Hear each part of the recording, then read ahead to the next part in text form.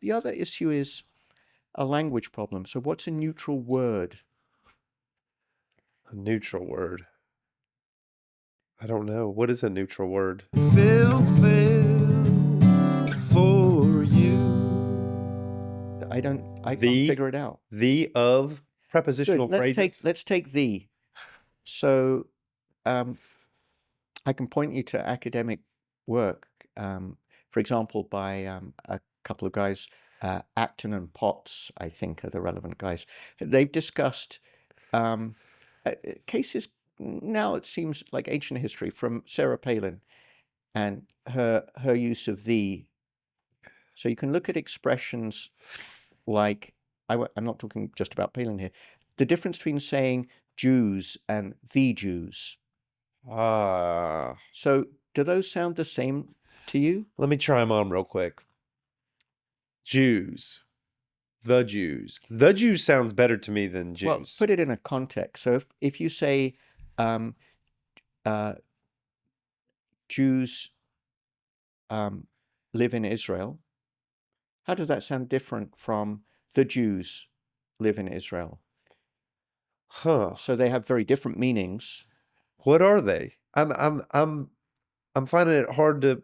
Let's pick some more examples. Okay? I know they're different. So take instead. Let's just take something, whether it's something some people might say. Jews work hard. The Jews work hard. Work hard. I might have a higher percentage of Neanderthal blood, David, so you might have to give me real blatant examples, and I'm just joking, but well, let me think of which one I think is wrong there. The Jews it's not a wrong, right thing. Which one feels icky is what I'm trying to sense in my body. Tell me the sentences again?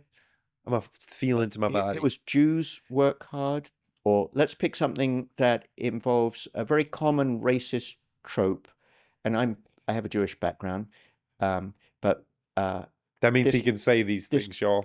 David could say these things. But I'm going to say it's a trope that's actually a positive about Jews. What is that? Although it connects into the Merchant of Venice and the history of Jews in the world. Jews are good with money. Jews are good with money. The Jews are good with money. The Jews are good with money. So generally speaking, the Jews is more distancing. Yeah, it did feel like when you said the Jews live in Israel, the kind of distant thought, you said distant, so I'm using that word again, but the background thought for me was they're not of that place.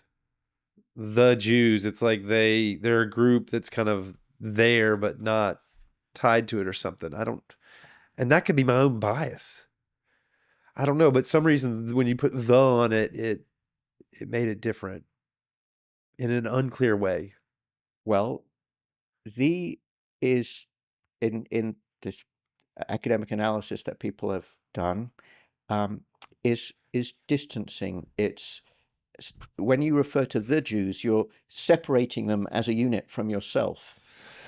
Yeah, you're othering them. So it's very odd for me to talk about the Jews because I am one. Yeah. I can talk about Jews and I can include myself. If I talk about the Jews, I seem to be saying there's something other than me. Now, so the has interesting functions, but it's not just an othering function. Here's a completely different fact about the. Goodness, the isn't even neutral, David? Who do you think uses the more, men or women? Probably the men. You're exactly right. It is the men. Why do men use the more often? Men, on average, have a higher percentage of nouns to verbs than women in their speech. And when you use a lot of nouns, you're going to also use articles like a and the quite a lot. The is the most common word in the English language. So everyone's using it a lot. So these are quite small differences. So men, just for a second, for everybody out there, noun is a person, place, or thing. So men are saying person, places, or things more frequently, and women are saying verbs, which is an action word. women are using action words more frequently. These are small differences between populations. What we've got here is populations that, so if you just look at a bunch of sentences and try and guess, is that a man or a woman who said it, based on, or someone who doesn't like to gender themselves that way, Yeah. based on the number of these there, you'll be at chance. You can't do that. If you look at huge populations, and I've looked at, for example, 50,000 admissions essays to UT written by men and women, if you look at really large amounts of text, you can see these differences, but they're small differences, tiny differences, tiny average differences between the whole populations. Nonetheless, do we want to say that the is neutral if it's used differently by different people? Academics use the more than non-academics, whether they're male or female. So there's no such thing as a neutral word, is what I'm getting. A lot of words seem neutral. An example from that chapter is the word dog. So dog seems like a good old Anglo-Saxon word. A dog. You've got a lovely dog. Perro. But then you think of the different expressions that are used. You dirty dog. So why is dog used that way? And cross-culturally, dog is more often used in negative than positive context. So it also has some positive. When someone is described as dogged, Yeah. that persistence, kind of blindness to the fact that, you know, they're in great pain or whatever. They have stick-to-itiveness. They've got grit. They So persevere. Absolutely. So there are some positives in this constellation, but whether it's just positive or negative, it's not neutral. It's a complex concept with all sorts of associations, some of them good, some of them bad.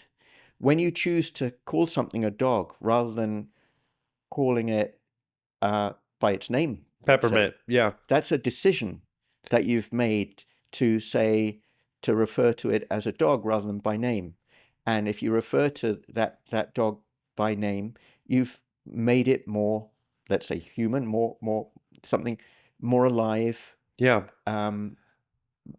And less more distant. intimate. It's a more I didn't think about that as like proximity. I just played your game in my head a little bit. I said, well, what about A? A is pretty good. And then I thought, like, well, David, do you want to have pizza? And I thought, well, do you want to have a pizza? Does that change? It does kind of, it changes. It's like I've got a specific pizza in mind if I say a pizza. So all language is positional.